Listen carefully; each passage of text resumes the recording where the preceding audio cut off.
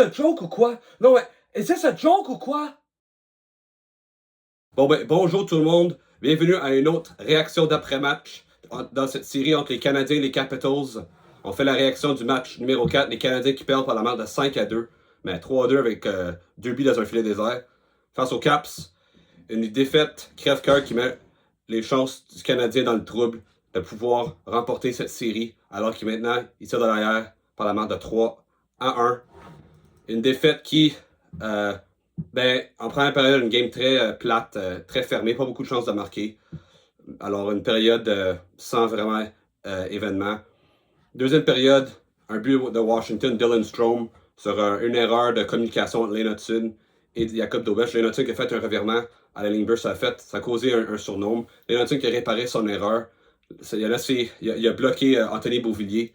Mais là, la rondelle a commencé à glisser vers Dobeš. Dobeš, au lieu de mettre sa mitaine sur la rondelle et la geler, il a laissé, le jeu continuer. Okay, il a donné un retour, ça a frappé sa jambière. Et là, un beau retour juteux pour Dylan Strome qui fait 1-0. Ensuite, les Capitals, il y a eu plusieurs avantages numériques, dont un 5 contre 3. Le Canadien a fait un excellent job pour tuer ces punitions-là.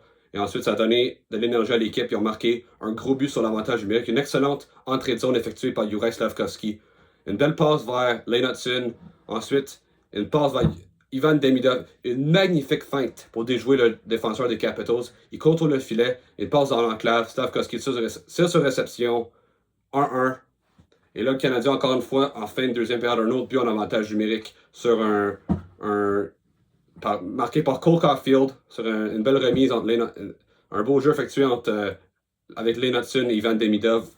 Caulfield a tué sur réception. Mais tout ça a été causé à cause d'une punition pour obstruction par Alex Ovechkin on va y revenir dans quelques instants de l'arbitrage. Mais pour moi, ça m'a mis en maudit. Et ensuite, troisième période, les Caps qui marquent un but chanceux. C'est Brandon Duhaime qui, à la suite d'une mise en échec percutante de Tom Wilson à l'endroit d'Alexandre Carrier, qui a été aussi frappé en première période. Il y a vraiment eu de la misère à soir. Je pense qu'il y a quelques bobos après cette game-là, ça c'est sûr et certain.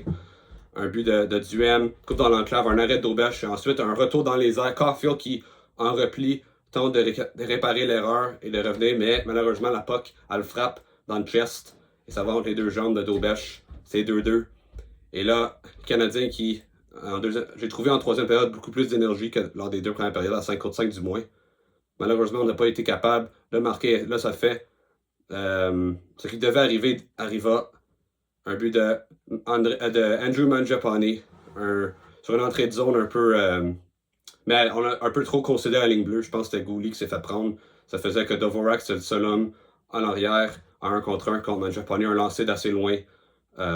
Qui bat Dobeš dans la partie supérieure du côté du camp. Un but faible qui fait mal avec à peu près 3 minutes à faire en troisième période. Et là, bien sûr, le Canadien qui retire le goaler. Malheureusement, Lane Hutson qui, sous pression de deux joueurs des Capitals, perd la rondelle à la ligne bleue. Et un 2 contre 1, un but de Duhaime. Et là, Tom Wilson, faut ajouter l'insulte à l'injure qui marque le deuxième but dans un filet désert. Et c'est ça. Alors, vraiment une défaite crève-cœur. Encore une fois, le Canadien avait l'avance 2-1 dans le match. Mais un point tournant. Il y a plusieurs points tournants dans ce match-là. OK? On va sortir le méchant, là, on va être bien honnête. OK? On va sortir ça du système. L'arbitrage dans cette série-là, c'est une farce. OK? Dans la première game, on a vu le double échec au visage, je pense, par Matt Roy à l'endroit de Brendan Gallagher. Pas de punition. Ensuite, on a vu Ivan Demidov qui se fait frapper par Ryan Leonard de façon inutile. Il n'y a même pas la rondelle, pas de punition. OK? Je comprends que dans cette série-là, ça va des deux bords. OK? On a manqué certains appels, mais des jeux pour protéger les joueurs. Écoute, je trouve que dans les premières games, là, on était très permissif du côté des arbitres. OK? Puis c'est bien correct dans les matchs de série, mais il faut au moins appeler les punitions dangereuses. OK? Puis ils n'ont pas fait un très bon job. Puis ça a fait que, dans le troisième match, il y avait cette bagarre générale par tout le monde. Là. Puis là, dans cette game-là, on voulait vraiment, clean up ça. On voulait vraiment s'assurer qu'il n'y ait pas encore des problèmes. Donc, on a décidé de tout appeler pas mal pendant les deux premières périodes. Mais là, tout d'un coup, Ovechkin qui frappe Evans à la tête. OK? On appelle 2 minutes. Pour moi, ça, là, c'est 5 minutes, c'est expulsion du match. Si c'était pas Ovechkin, si admettons c'était Brendan Duhem ou quelque chose, ou Lars Eller, ou Nick Dowd qui faisait cette mise en échec-là, même Dylan Strome, qui est peut-être le meilleur, qui était le meilleur pointeur des Capitals cette année, je te le garantis, le gars il est expulsé du match, il est out, puis c'est une punition de 5 minutes, puis les Canadiens, ils ont marqué sur ce powerplay-là, mais les Canadiens auraient pu, avec la façon que ça allait, ils sont allés 2 en 4, OK? Les Canadiens auraient pu facilement marquer 1 ou 2 buts de plus sur le powerplay. À la place, on est limité à 1 but. Une autre affaire qui m'a fait chier aussi, c'est arrivé en début de période, c'est pas aux arbitres, OK? Ça, c'est une décision de Martin Saint-Louis. Puis je ne sais pas comment les joueurs se sentaient, OK? Mais en début de période, tu as un power play. Puis la première minute, ils ont eu beaucoup de chances de marquer. Puis ensuite, mise en jeu, on décide de ramener tout le monde au banc, à part Nick Suzuki qui joue sur les 2 vagues. OK? Puis on ramène la deuxième vague qui n'a pas vraiment connu un bon match. C'est vraiment la première vague qui a été excellente à soir. Ça a tué le momentum. Le Canadien aurait pu facilement marquer un autre but puis vraiment se séparer des Caps. À la place, on reste à 2-1.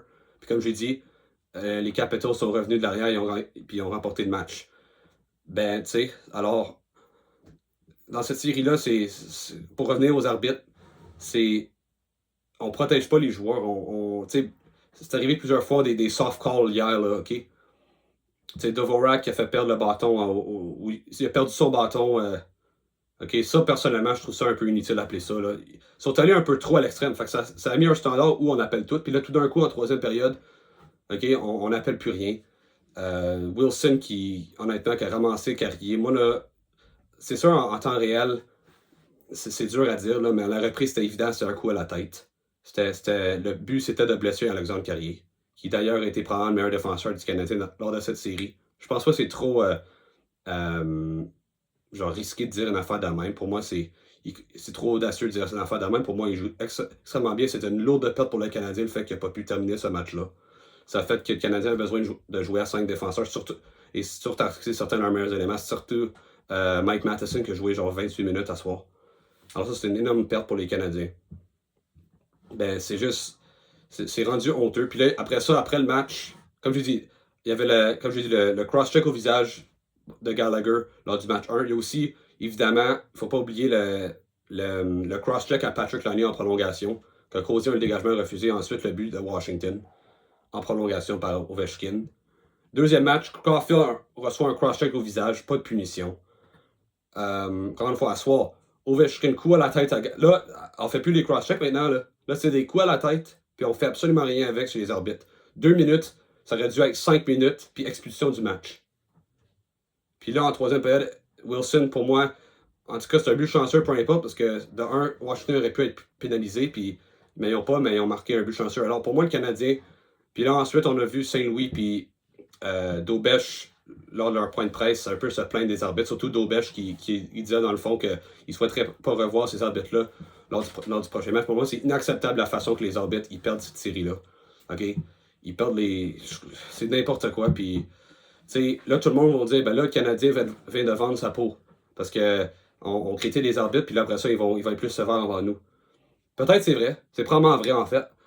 Mais le fait qu'on est rendu là dans la Ligue nationale de hockey, qu'on va pénaliser des équipes qui critiquent la job des officiels à cause de leurs erreurs parce qu'ils sont pas capables d'assumer qu'ils ont fait des erreurs lors de leur call, moi, là, je trouve que c'est la bullshit. Moi, je trouve que c'est n'importe quoi que la Ligue nationale peut laisser faire des arbitres comme ça.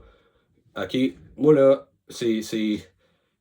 pour moi, comme en tant qu'officiel, c'est pour ça que tu choisis d'être officiel. C'est que tu risques de faire des erreurs, mais tu dois assumer tes erreurs. Puis j'ai l'impression que la Ligue nationale, elle s'en fout. Elle veut... elle protège les arbitres comme ça se peut pas. Je te dis, le Canadien va probablement être pénalisé encore plus lors du prochain match. Puis ça va probablement faire perdre la série aux Canadiens. Mais je vous dis une affaire, c'est épouvantable la Ligue nationale, la façon qu'elle gère la discipline. Okay? Pas juste les arbitres, mais aussi la sécurité des joueurs. C'est n'importe quoi. Encore une fois, moi, personnellement, là, c'est évident que ça me surprendrait pas qu'il y ait une corruption quelque part. OK? Puis là, peut-être, là, je commence à juste être critique, là, puis critiquer tout que j'essaie de penser. Mais c'est quasiment comme... C'est comme si le hockey s'est arrangé ou quelque chose, là. C'est tellement n'importe quoi, certains des appels qu'ils font. Je comprends que le hockey, c'est un sport qui va très vite. Okay? C'est un sport très rapide. Puis on peut faire des erreurs, mais ça n'a pas d'hostie de bon. Écoute, ça n'a pas d'allure. Ça n'a pas d'allure, puis j'espère que si le Canadien se fait éliminer, là, quand le Canadien va se faire éliminer, qu'on n'aura pas peur de dire ce qu'on pense, parce que c'est n'importe quoi. Pour moi, on n'a pas été très chanceux aussi dans cette série-là. Il y a eu certains mauvais bons. Je peux penser, dans le match numéro 2, Connor McMichael, un but qui frappe les patins de Savard. Asseoir sur le but de Duhem. C'est des buts qui changent le momentum d'un match. Mais c'est dur de gagner une série quand t'as des blessures. OK? Ton gardien numéro 1 se blesse. Ton meilleur défenseur dans la série se blesse. Puis je ne sais pas s'il va être prêt pour le prochain match ou non. Mais c'était très difficile. Écoute, c'était pas une soirée facile pour lui à soir, là, on va se le dire. À cause de, comme j'ai dit, il s'est fait frapper genre 2 fois. Puis solidement en plus, par Ovechkin puis par Wilson. Donc avec un effectif limité à cause que, comme je dis, tu peux te regarder un défenseur. Puis en plus, comme je dis, tu as une équipe qui essaie de te tuer carrément, OK? Qui te frappe puis qui tente de blesser. OK? C'est pas juste des mises en échec, c'est des tentatives de blessure. Puis on pénalise pas ça. Puis en plus de ça, encore une fois, une autre équipe contre qui il faut se battre, c'est les arbitres. Alors pour moi, c'est. Le fait que le Canadien, comme je dis, reste dans ces matchs-là, ils ont tous été des matchs d'un but, là. OK? Dans les 3 défaites. Prolongation, puis après ça, 3-1 avec un filet désert, puis là, 5-2 avec 2 filets désert, alors 3-2. OK? Puis après ça, on a gagné 6-3. Alors pour moi, c'est toute une progression du Canadien dans ce département-là. Considérant, comme je dis, avec toute l'adversité qu'ils vivent en ce moment. Donc là, on va penser un peu plus positif parce que c'est très facile d'être fâché après cette game-là. OK? Et avec raison. Mais mon Dieu, que l'avenir est prometteur pour le Canadien de Montréal. Sur la première vague d'avantage numérique, Lane Hutson, qui a 21 ans, Juraj Slafkovský, qui a 21 ans, Ivan Demidov, qui a 19 ans, Cole Caulfield, qui a 24 ans, Nick Suzuki, qui est le capitaine, qui a 25 ans. 5 joueurs qui, ensemble, pourra être la première vague de l'avantage numérique pour les 10 à 15 prochaines années. OK? C'est quand même spectaculaire la façon que déjà là, après 2 matchs avec Demidov, la chimie qui s'installe, qui est rendue pas mal imprévisible, contrairement avec Patrick Laine, qui d'ailleurs pour moi a pas mal perdu sa place, là, je m'excuse, là, mais c'est ça. Là. Caulfield score 2 buts, mais il n'a pas scoré en powerplay l'autre game, là, mais à soir il score un but de l'endroit où Patrick Laine lance. Pour moi, c'est terminé pour Patrick Laine à Montréal. Là.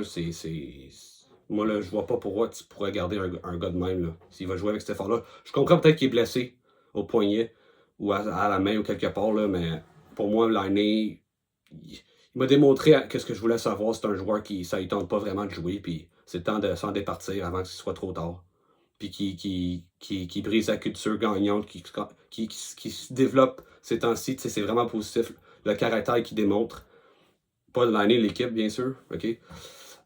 Moi, qu'est-ce qui se passe en ce moment? Là? Le fait qu'ils ont toute cette adversité-là qui vient vers eux, qui est lancée vers eux. Pour moi, ça peut pas être négatif. Parce que pour tous ces joueurs-là, comme je dis, une équipe qui essaie de te tuer. OK? Qui essaie de te. Tout le monde vient frapper pour te blesser. Là. Puis après ça, tu as les arbitres qui font absolument rien. C'est juste de l'apprentissage. Ils vont grandir de ça. Je suis convaincu que l'année prochaine, ils vont sortir avec une leçon, puis ils vont être prêts. Ils vont élever leur niveau de jeu. OK?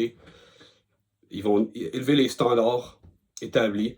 C'est sûr que Kent Hughes a besoin de prendre des notes, puis Gorton aussi. Évidemment, Gorton qui est connu pour avoir bâti l'équipe des Rangers, puis qui a été congédié en raison du fait que il semblait pas avoir une équipe très physique, très costaud, puis qui se faisait souvent embrasser. D'ailleurs, par Tom Wilson et les Capitals, c'est arrivé cette année-là, puis je pense que c'était vraiment cet événement-là qui a fait qu'il a perdu son emploi.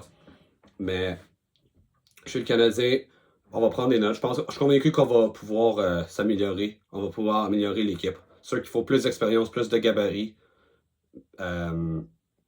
Évidemment, un centre de deuxième trio, c'est primordial pour le succès l'année prochaine. Mais je pense que l'année prochaine, on va être très bien placé pour pouvoir prendre un gros pas vers l'avant encore une fois.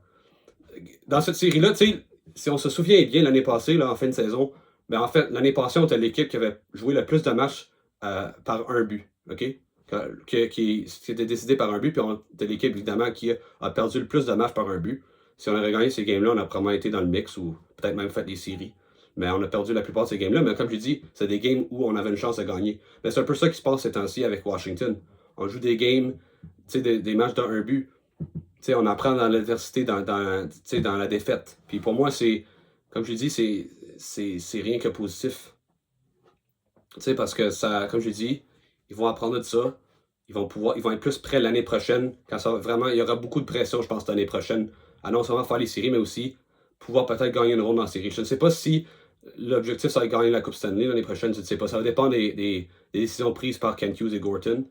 Mais une chose est certaine, c'est que ça ne sera pas le mix, l'objectif. Puis les séries, honnêtement, comme ils ont déjà fait, ils vont essayer de pousser ça encore plus haut. Alors, ça reste à voir. On aura le temps d'en parler dans les prochaines vidéos. Là. Je ne sais pas. J'espère que. Personnellement, j'espère que la game mercredi, elle ne sera pas la dernière. On verra. Pour moi, si le Canadien est capable de sortir une victoire mercredi, ils mettent vraiment Washington dans le trouble. Mais ça pourrait amener du momentum. Mais je pense que gagner, ça pourrait vraiment mettre la pression sur les Caps. Puis si on est capable, à Montréal, d'avoir de l'énergie, peut-être dans un match numéro 7, tout est possible, on pourrait peut-être surprendre.